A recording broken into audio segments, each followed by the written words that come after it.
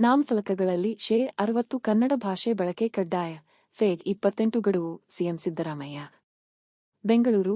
ಕನ್ನಡ ಭಾಷಾ ಸಮಗ್ರ ಅಭಿವೃದ್ಧಿ ಅಧಿನಿಯಮ 2022 ರ ಸೆಕ್ಷನ್ 17(6) ಗೆ ತಿದ್ದುಪಡಿ ತಂದು 2024 ರ ಫೆಬ್ರವರಿ 28 ರೊಳಗೆ ವಾಣಿಜ್ಯ ಮಳಿಗೆಗಳ ನಾಮಫಲಕದಲ್ಲಿ ಶೇ.60 ಕನ್ನಡ ಭಾಷೆಯಲ್ಲಿ ಇರಬೇಕೆಂದು ಗಡುವು ನೀಡಲಾಗುವುದು.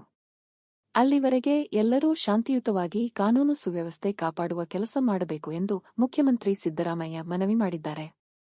ಅಂಗಡಿ ಮುಂಗಟ್ಟುಗಳಲ್ಲಿ ಕನ್ನಡ ನಾಮಫಲಕ ಅಳವಡಿಸುವ ಕುರಿತು ನಡೆದ ಉನ್ನತ ಮಟ್ಟದ ಸಭೆ ಬಳಿಕ ಸುದ್ದಿಗೋಷ್ಠಿಯಲ್ಲಿ ಮಾತನಾಡಿದ ಮುಖ್ಯಮಂತ್ರಿ, ಕನ್ನಡ ಭಾಷಾ ಸಮಗ್ರ ಅಭಿವೃದ್ಧಿ ಕಾಯ್ದೆ ಪ್ರಕಾರ ಸರ್ಕಾರದ ಅಥವಾ ಸ್ಥಳೀಯ ಪ್ರಾಧಿಕಾರದ ಅನುಮೋದನೆಯೊಂದಿಗೆ ನಡೆಸುತ್ತಿರುವ ವಾಣಿಜ್ಯ ಕೈಗಾರಿಕೆ, ವ್ಯಾಪಾರ ಸಂಸ್ಥೆ, ಸಮಾಲೋಚನಾ ಕೇಂದ್ರಗಳು, ಆಸ್ಪತ್ರೆಗಳು, ಪ್ರಯೋಗಾಲಯಗಳು, ಮನೋರಂಜನಾ ಕೇಂದ್ರಗಳು ಮತ್ತು ಹೋಟೆಲ್ ಮುಂತಾದವುಗಳ ಹೆಸರನ್ನು ಪ್ರದರ್ಶಿಸುವ ಫಲಕಗಳ ಮೇಲಿನ ಅರ್ಧ ಭಾಗವು ಕನ್ನಡದಲ್ಲಿ ಇರತಕ್ಕದ್ದು ಎಂದು ತಿಳಿಸಲಾಗಿದೆ ಎಂದರು.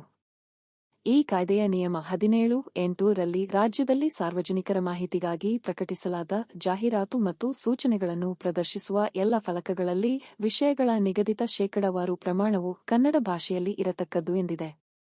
ಜಾಹೀರಾತುಗಳ ವರ್ಗೀಕರಣ ಮತ್ತು ಕನ್ನಡದಲ್ಲಿ ಪ್ರದರ್ಶಿಸಬೇಕಾದ ಜಾಹೀರಾತು ವಿಷಯಗಳ ಶೇಕಡಾವಾರು ಪ್ರಮಾಣವು ರಾಜ್ಯ ಸರ್ಕಾರದಿಂದ ನಿಯಮಿಸಲಾದಂತೆ ಇರತಕ್ಕದ್ದು ಎಂದು ತಿಳಿಸಲಾಗಿದೆ. ಇದನ್ನು ಸಹ ಅನುಷ್ಠಾನಗೊಳಿಸಲಾಗುವುದು ಎಂದು ಮುಖ್ಯಮಂತ್ರಿ ತಿಳಿಸಿದರು. ಶಾಂತಿಯುತವಾದ ಪ್ರತಿಭಟನೆ ಮಾಡಲು ಸರ್ಕಾರದ ವಿರೋಧ ಇಲ್ಲ. ನಮಗೆ ಪ್ರಜಾಪ್ರಭುತ್ವದಲ್ಲಿ, ಸಂವಿಧಾನದಲ್ಲಿ ನಂಬಿಕೆ ಇದೆ. ಆದರೆ ಕಾನೂನಿಗೆ ವಿರುದ್ಧವಾಗಿ ಯಾರಾದರೂ ನಡೆದುಕೊಂಡರೆ ಅದನ್ನು ಸರ್ಕಾರ ಸಹಿಸುವುದಿಲ್ಲ ಎಂಬುದನ್ನು ಸ್ಪಷ್ಟವಾಗಿ ಹೇಳಬಯಸುತ್ತೇನೆ. ಪ್ರತಿಭಟನೆಗಳನ್ನು ಬೆಂಗಳೂರಿನ ಫ್ರೀಡಂ ಪಾರ್ಕಿನಲ್ಲಿ ಮಾತ್ರ ನಡೆಸಬೇಕು ಎಂದು 2022 ರಲ್ಲಿ ಹೈಕೋರ್ಟ್ ಆದೇಶಿಸಿದೆ.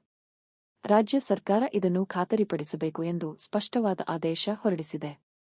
ಸಂಘಟನೆ ಇರಲಿ, ವ್ಯಕ್ತಿಗಳಿರಲಿ, ಖಾಸಗಿ ಸಂಸ್ಥೆಗಳಿರಲಿ, ಯಾರೇ ಆಗಲಿ ಸಂವಿಧಾನಕ್ಕೆ ಅನುಗುಣವಾಗಿ ನಡೆದುಕೊಳ್ಳಬೇಕು.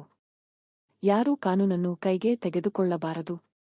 ಕಾನೂನು ಸುವ್ಯವಸ್ಥೆ ಕಾಪಾಡುವುದು ಸರ್ಕಾರದ ಜವಾಬ್ದಾರಿಯಾಗಿದೆ ಎಂದು ಮುಖ್ಯಮಂತ್ರಿ ತಿಳಿಸಿದರು.